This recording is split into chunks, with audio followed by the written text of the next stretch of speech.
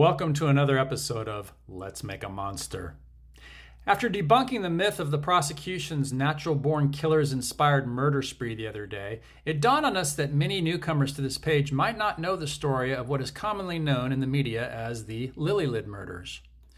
There are several badly inaccurate and ridiculous tabloid-inspired documentary videos and podcasts out there that have distorted this case almost beyond recognition at this point. So hopefully this episode will clear some of that up. Everything you hear for the next few minutes will be based on interviews, testimony, evidence, and the facts as we know them. If there is any opinion expressed, you can rest assured that it is opinion based on these facts and evidence, which are gleaned from almost 20 years of our research. It is not based on the rumors and misinformation you so easily find on the internet, which has, to be honest, polluted this case like COVID in a phone booth. On April 6, 1997, Jason Blake Bryant, armed and on probation, murdered 3 innocent people and left another for dead in a roadside ditch. The family's name was Lillelid, Vidar, Delphina, and their 2 small children, Tabitha and Peter. Only Peter survived. Earlier in the evening, Jason and 5 others, Joe Reisner, Natasha Cornett, Karen Howell, Crystal Sturgill, and Dean Mullins, had met the family at a Tennessee rest stop while driving south to New Orleans. Seeing that the family had a van which would suit them better than the small car they were driving in, Jason and Joe decided to kidnap the Lillelids and take their vehicle. They drove to a secluded spot several miles away where Joe ordered the family out of the van while he and Jason contemplated what to do. Joe was unsure. Karen said, "Let's just go." But Jason, fearful of being identified and reported to his parole officer, was for killing them. Ignoring the pleas of Karen and Natasha to not hurt the family, Jason began firing at them while the others ducked for cover. When the killing was finished, Jason yelled at everyone to get into the van. Crystal Sturgill, who was sobbing hysterically, was warned by Jason to shut the F up or you'll end up just like them.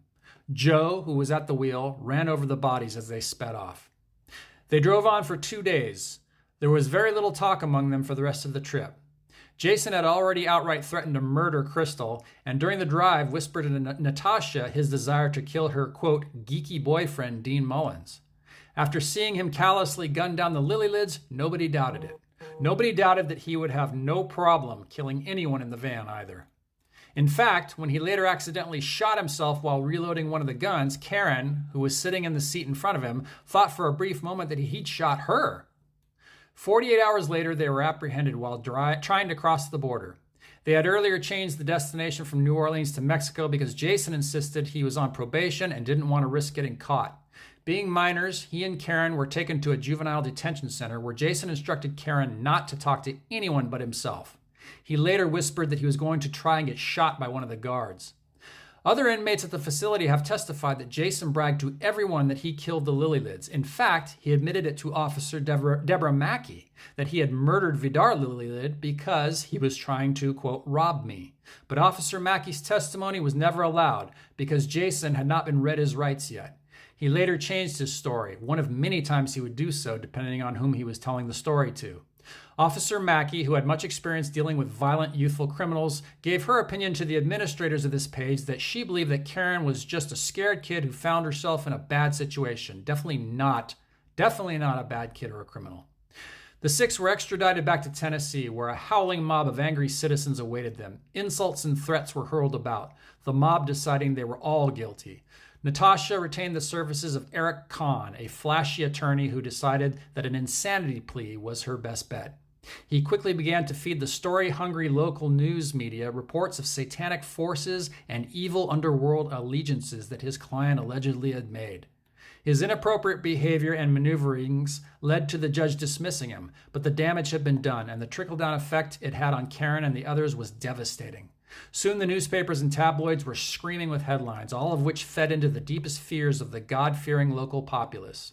An ugly lynch mob mentality began to develop, and people began to see the 6 not as a group of individuals with varying degrees of culpability, but rather how the media had packaged and presented them, as an evil satanic mini-cult.